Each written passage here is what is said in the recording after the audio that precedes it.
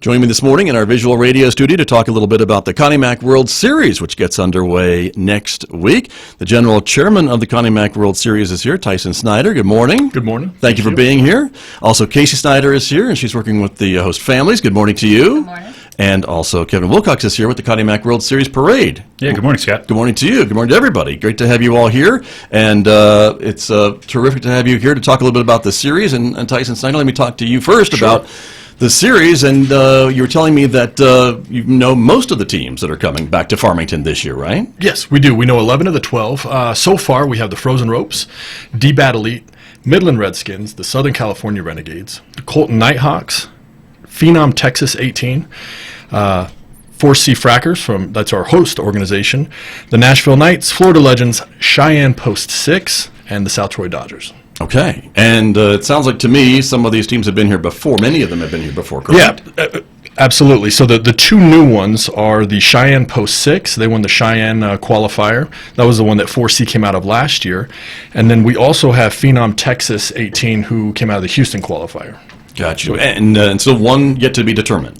That's one correct. Team, right? So on the 21st, the Enid qualifier will be determined. So we'll know that one pretty close to the tournament the Sunday prior to the kids arriving on Wednesday. Okay. And as you mentioned, the kids, the athletes arrive on Yes, Wednesday. I say kids, sorry. That's all right. I would call them kids too, and that's probably not accurate. But it all happens next week, and this is a week earlier than has been the case, correct, for Connie Mack? That is correct. So we bumped it up a week. That was determined by the national organization to better position ourselves nationally. We were losing kids. They'd come in, play a game, play two games, then we'd have to transport them to the airport so they'd get to another national tournament, specifically the area code games. Also, college so reporting. they couldn't play the games through the entire tournament? Where they couldn't. So they'd come, they'd pitch a Ouch. game, two games, they'd leave, or they'd come midway and have to leave. Okay. So also, things are changing from a college perspective where some of the colleges are having the kids report earlier. High school starting earlier. It seems like our summer is just shrinking. So we decided to bump it up a week to so it would work better and align better nationally with everyone's schedule. It seems to be, right? I think so far so good. And yeah, we've had good feedback, and obviously we wouldn't do something like that without kind of testing the waters and talking to the folks and some of the people that have participated in this event in the previous years, and everyone seemed to give us good feedback on that. Right, and I know locally there's always concern about the fair and some other of the events going on locally too, and so this kind of spreads it out from that as well. Absolutely. I mean, even from the athletic trainers that work the Connie Mack World Series, two-a-days for high school football starting. So you got the fair, you have teachers having to report to school. So I think for everyone, it just gives us a little bit more space to enjoy the tournament. Right, and pool play is about the same as before, or little changes there too? So there's some subtle changes. We are still doing pool play. We'll go back to the original format of this tournament prior to pool play that we did in 2017 and 18. It was an 8-team double elimination tournament. Right. Then it went to 10. Then it went to 12. The tournament's getting bigger. Pool play is something that we see virtually at every World Series on the amateur level at this point. So when it was introduced in 17 and 18, 16 teams come in, 8 teams get past pool play based on their performance, and then we go into a double elimination 9-team bracket. What we have been able to do now is take what previously worked with us when we did not have pool play, but what we are doing now is we're doing a 12-team tournament. It will be double elimination, but we are doing pool play Friday and Saturday, and there will be 3 pools of 4 teams. They will play each other for 2 days. They'll then be seeded, moving in to Sunday's championship bracket that will continue till the following Saturday. I see. Okay. So still plenty of opportunities to see some really great baseball and some really great players, right? Absolutely. Who are here. And again, this was something that we talked to the Midland Redskins coaches. We talked to these folks that are participating. Bottom line, the kids the players, are here to play baseball. So they get to play more baseball without the possibility of traveling from Florida or traveling from, New York, playing 2 games in pool play and then having to leave. So we got good baseball. We have more baseball. but it's also a good taste of what we did the first 52 years. Sure. And to see those games still at the 3 different locations too, right, as this pool play gets underway, right? Yes, that's correct. So Friday and Saturday we'll have games at Ricketts, Worley, as well as the sports complex.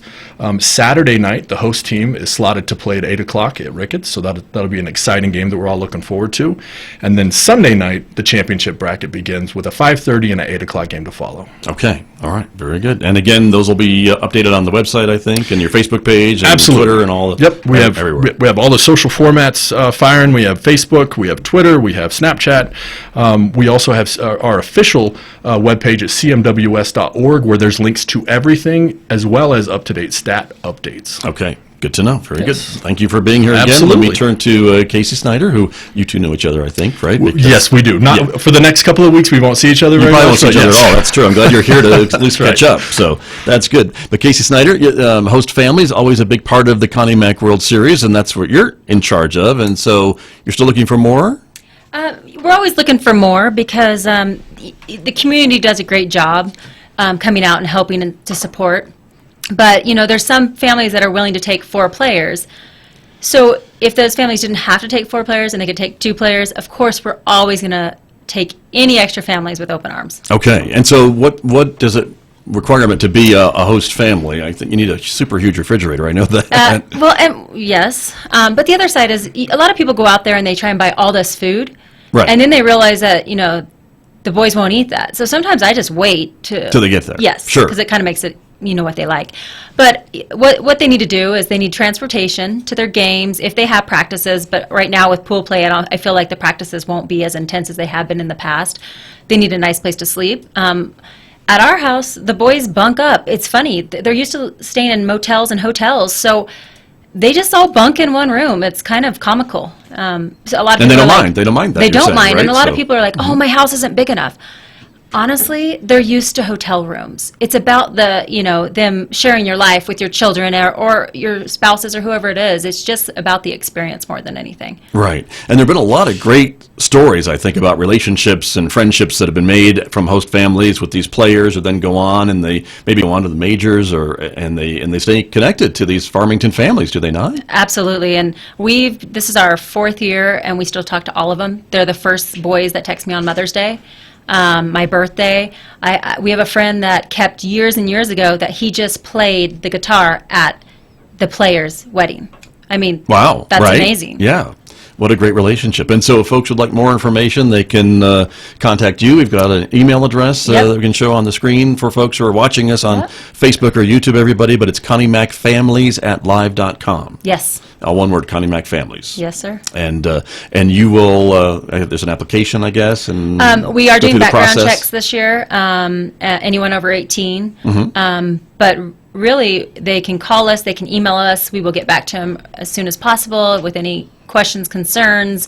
But it's really about helping the community, the experience that you're going to keep forever. Okay. And it's so worth it. I mean, my kids get so excited each year for it. Right, and we're talking Wednesday morning, and the players arrive 1 week from today, next Wednesday, right? So Yes. that's the commitment that you need to make for these young men, Yes.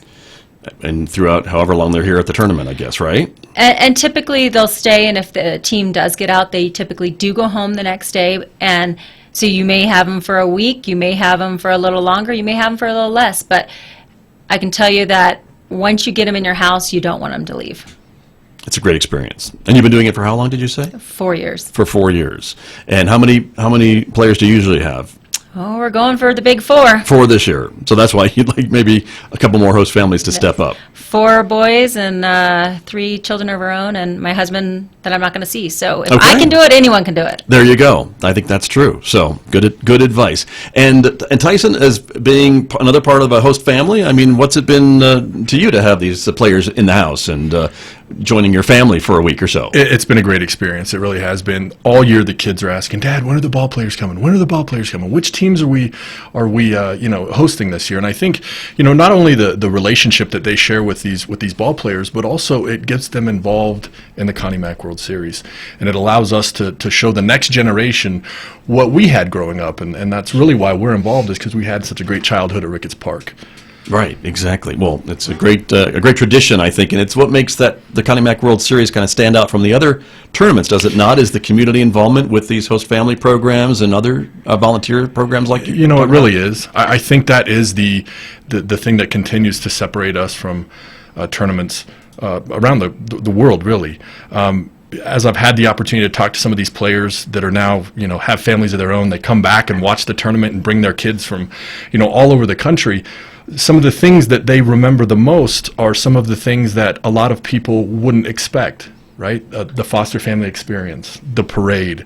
It's these things that this community comes together to do that really other baseball tournaments don't even consider, right? They're there to play baseball and that's it. But this is such a community event. It's so deeply rooted in our area. It really is a premier event for those very reasons. Very true. Well, very true. And let me ask you, too, about other volunteer opportunities. Is that still something that you're looking for folks to help with parts of the tournament? I know it takes a small army of people to make this happen for a week and a half. It truly does. If you want to get involved, there's always a place to contribute. Bring your time, bring your love, and bring your passion for this tournament. You can email us at conniemackworldseries@gmail.com. And it's thanks for bringing that up, because every member of this committee is a volunteer. It's comprised 100% of volunteer energy, and it really is a year-round job. Right. I'm sure it is. That's true. Labor of love, but right. But these last few weeks, it becomes a super full-time job, I'm sure. Right? That's true. For all of you. You just kind of get a sense that it's coming. It's coming sooner than later. But then you just kind of go, okay, it's game time. It's time to rally the troops and let's make this thing happen. There you go. Very true. Well, and last but certainly not least, we have to talk to Kevin Wilcox about the Connie Mack World Series Parade, which is another great part of this event that I think when these ball players get to town and they find out they have a parade in their honor, if they've never been here before, I think that's got to just add to the hoopla and excitement of being able to be at the World Series. And Kevin, again, the parade is shaping up to be a pretty great event this year, is it not? As always, Scott, and first off, I want to thank you and Jenny Lee Ryan. You guys are always our announcers on the judges' stand, so thank you for that. You guys ad-lib and just have fun with the community that morning, and so we certainly appreciate that. But yeah, you're right. I mean, from Auburn to Wall Avenue, which is the actual parade route, the active route, the entire town, it seems like, is out there, thousands of people to greet these players, and so they don't get that experience anywhere else in the country. They go to the tournaments, there's pool play, there's bracket play, there's hotels, but that's why they come to Farmington, is for a town to come out and greet them at the parade, and then for the care of the foster family. So it really is a unique experience that they'll remember for the rest of their lives. Very true. And they get their float, and they find out that they've got these volunteer groups that have built them a float, and they get up on the float, and they are really front and center and the focus of attention in this parade. Absolutely. So that's kudos to Lisa Aiken. She goes out there and gets trucking companies to bring flatbread. Oh, gosh, is it lunchtime? It's breakfast time, lunchtime, sure, yeah. Flatbed trailers and then the decorating organizations put the hay bales up there or the chairs and really deck out these trailers as much as they can. They start working weeks in advance and do a really good job making those floats truly look like parade floats. Right, and it's one of the longest, I think, parades in town when you put everything together and the other entries that you get too, because you don't just have to be part of a team to be in the parade, do you not? Totally true. We had close to 80 last year, 80 entries including the teams, and so I think total running time is 45 to 55 minutes, and so it's worth it to bring your kids down and watch the parade. And we are unique in that we run eastbound. We start on Auburn Avenue and Main Street, and we run eastbound. Everybody else that does their parade, they go westbound, and so they start by There's one in every crowd. One in every crowd. That's right. That's okay, right. But there's a reason for that. And there is, and that's so that we can utilize the American Home Furniture parking lot for the Team Float trucks. We just don't have the space over by KFC in that parking lot where everybody else stages. We actually shut down Main Street starting at 8 o'clock, so that's good information for the public to know, is starting at 8 o'clock, Main Street is shut down from Airport Drive all the way to Butler Avenue. And we stage directly on Main Street, and then those trucks start coming up from the American Home Furniture parking lot. and then we just we get after it. There you go. That's true. And there's still room for more parade entries if folks are watching or listening and interested in getting into the parade. It's a week from Thursday, correct? Absolutely, yeah. It's the 25th, Thursday the 25th. It starts at 10 o'clock, and you can just do a simple Google search, the Connie Mack World Series, and it's the second link there in your Google filter. It's the website that Tyson mentioned, cmws.org. Okay. And about halfway down the screen, there's a bunch of tabs that are called CMWS Information, and then we have our own unique parade tab. And then there is a parade application button, and so everything is electronic this year, which is a change from last year where people were handwriting in their entry forms, and this year everything is a fillable online entry form. And as an announcer, I have to say some people's penmanship is just terrible. So having them type it in is perfect for this year. And it's just for you, Scott. 100% just for you. Right. So.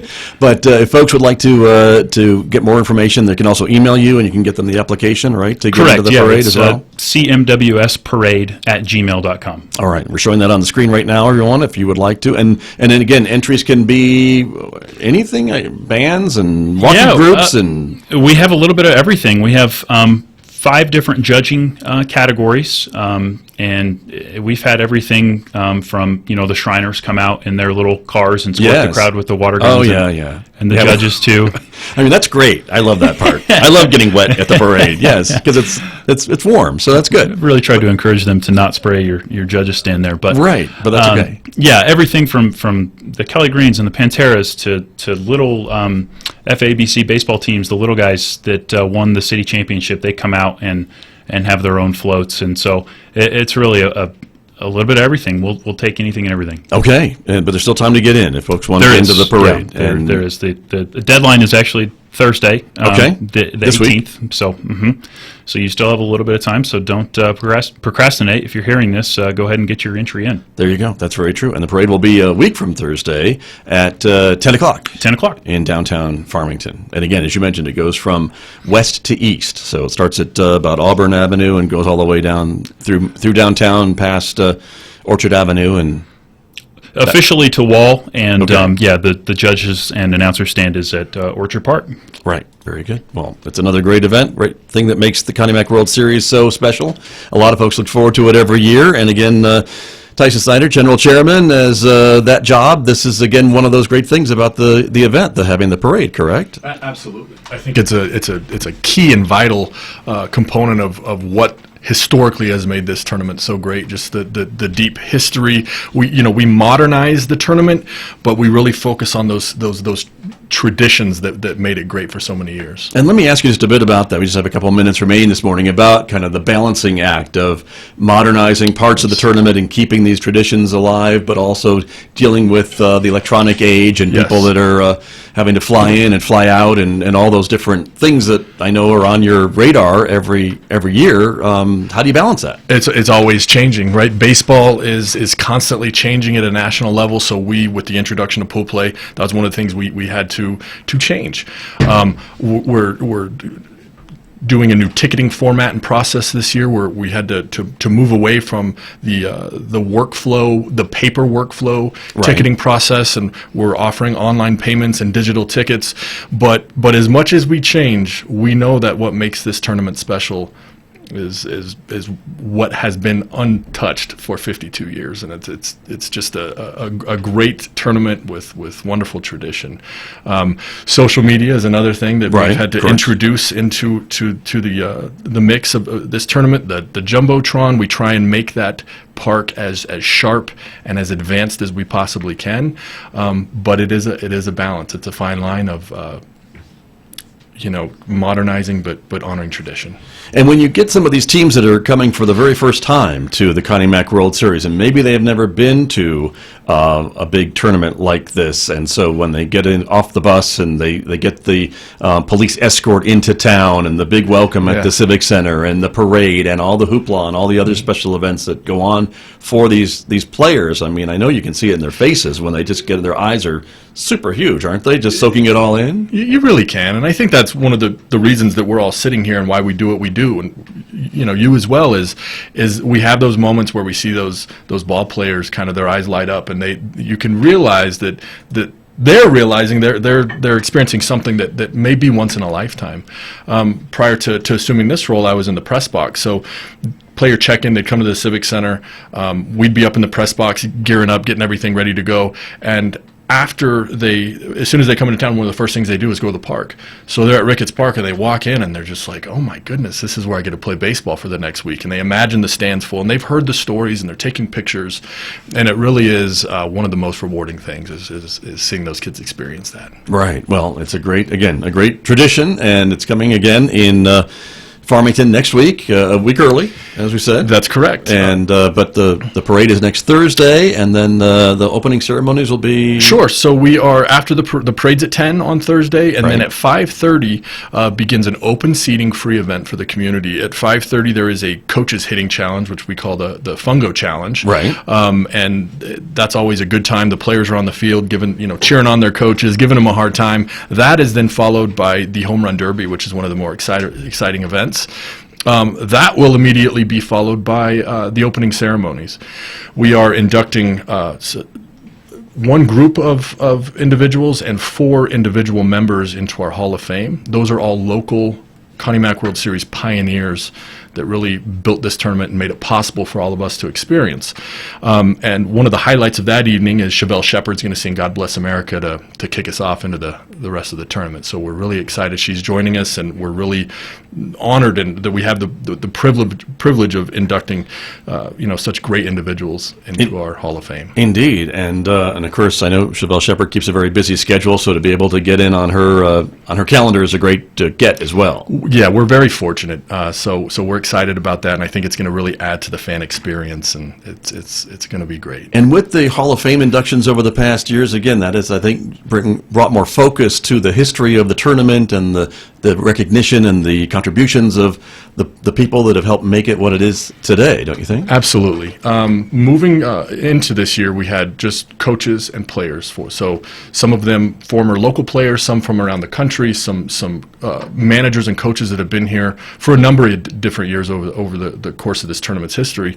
But this year, we wanted to pay homage to the local folks that really literally built Ricketts Park, right? We have Jim Clay, Doc Jones, Bob Williams, Danny Carpenter, and then a group of men that we call the Original Seven, which are folks that went to Chicago in 1964 to bring the Connie Mack World Series home. Wow. And it's been here for 55 years. Right. And that was I think, if I remember my history correctly, a little bit of a tough sell to get the tournament to come to Farmington, New Mexico, was it not? It was a tough sell. I mean, we were moving essentially from, Chicago area to Farmington, New Mexico. Right. And it literally was if you build it, they will come. We, local businesses and companies contributed. They welded pipe. They built Ricketts. Talk about volunteerism. I mean, that's it in its essence. Right.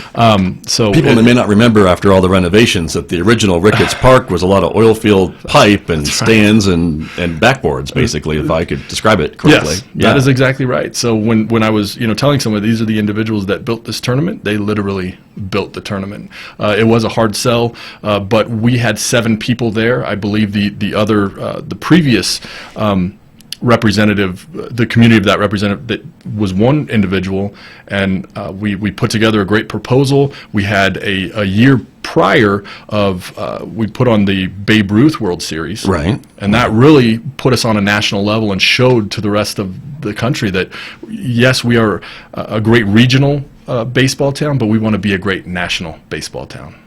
And that's where we've been for the last 50-plus years. That's correct. So there you go. Well, it's going to be a great tournament. Looking forward to it, as always. And thank you all for coming in to share a little bit about what you all are doing to make it a great tournament once again this year. Thank you. You're welcome. Thanks, everybody. My guests from the Connie Mack World Series here on KSJE. Back with more in just a moment, everybody.